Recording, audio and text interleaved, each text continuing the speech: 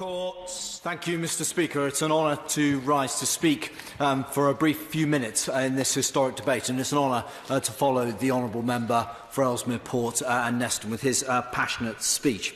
Mr. Speaker, as someone who has travelled throughout the glorious continent of Europe and can be described as a member of the EasyJet generation, I believe deeply in the values of international cooperation. I have long wished to be a member of a reformed European Union, but it became very clear when the United Kingdom tried to renegotiate the terms of its membership that this was an inflexible, undemocratic body that was not going to reform in the way that we would like.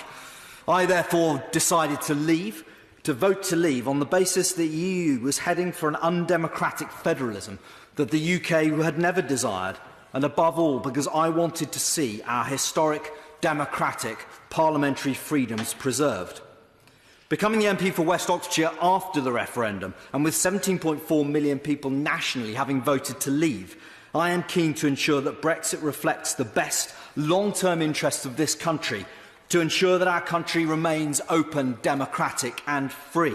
And I passionately want to ensure that when constituents from all parties and all parts of the country go to see their MPs, that MP sits in a parliament that is able to make change, that is a functioning democracy, where the country is able, where the laws that govern the country and the country's destiny is made here by elected politicians. Now, the withdrawal agreement has much to commend it. There's a multitude of technical but important points that govern interconnected peoples, such as the resolution on citizens' rights. But it is with the greatest pain that I've decided I cannot, in its current form, support it. The backstop is the headline act. We are all tired of hearing about it, but we must consider what it means.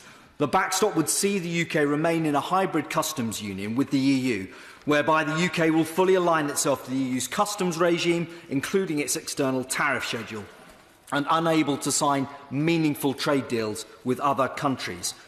The UK's home market, let us not forget, is the 5th largest in the world, will become a bargaining counter for EU negotiators to exchange for benefits for their own countries, because they would not be required to reciprocate on their trade deals. It seems to me unthinkable that for a country of our standing, of our proud history, to surrender control of our trade policy to an organisation on which we will no longer be a member and will have no regard for our interests. And I know I will be told that this is temporary, but even if technically temporary, the backstop has every likelihood of being indefinite, with the EU effectively holding a veto over our ability to leave. Even under Article 50, we have a clear, legal, sovereign right to exit our arrangements, but not here.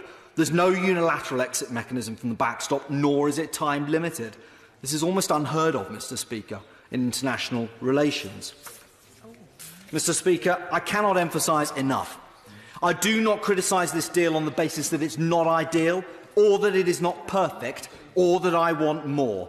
This is no objection based on some ideological purity. I am a pragmatist, and I want to see a deal and a compromise as much as anybody. But, Mr. Speaker, I cannot agree to just anything, and I do feel it is best if in this place we speak our minds. We should be able to tell the British people that sometimes a compromise becomes a compromise too far. This deal gives £39 billion without serious commitments in response. It divides our union and it leaves the UK at the mercy of the ECJ in practice, if not in name.